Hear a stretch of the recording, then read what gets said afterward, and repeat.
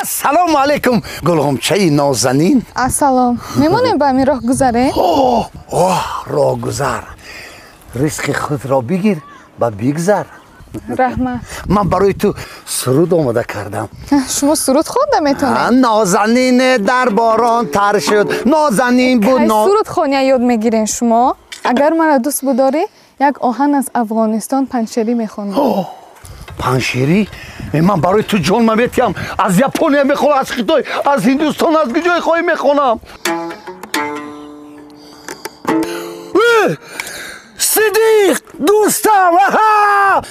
خوش آمده صدیق جان. دوست آن باشد که گیرد دست دوست در پریشان حالی و درماندگی. نفهمیدم جمشید جان. میدونی چی؟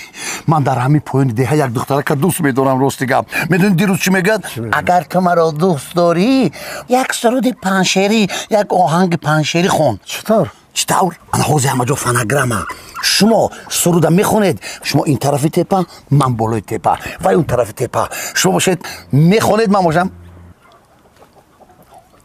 میشد شامی وس رفتیم.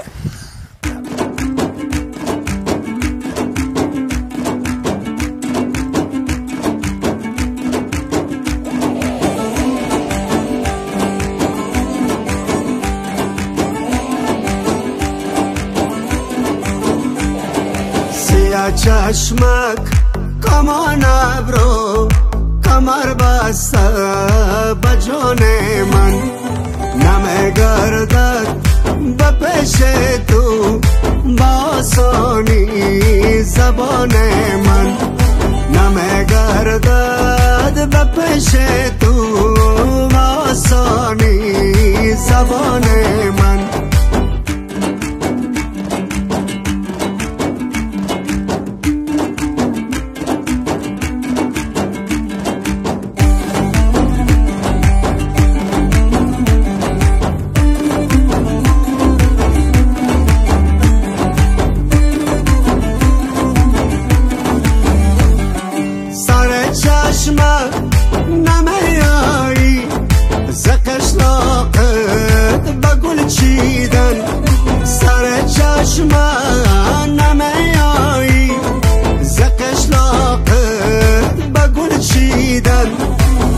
سمخار راحت را نگار نو جوان من بابا سمخار راحت را نگار نو جوان من نمیگردد به پیش تو با آسانی زبان من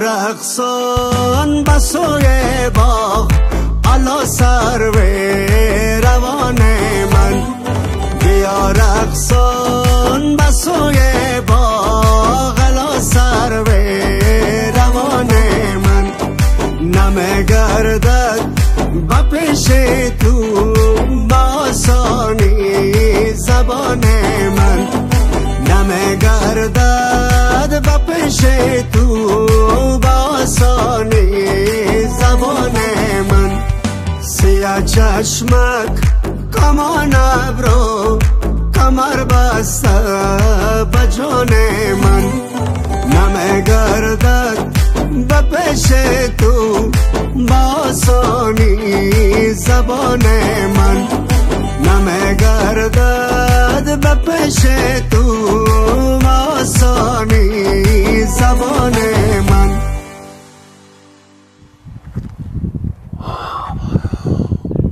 من از بیگانگان هرگز ننالم.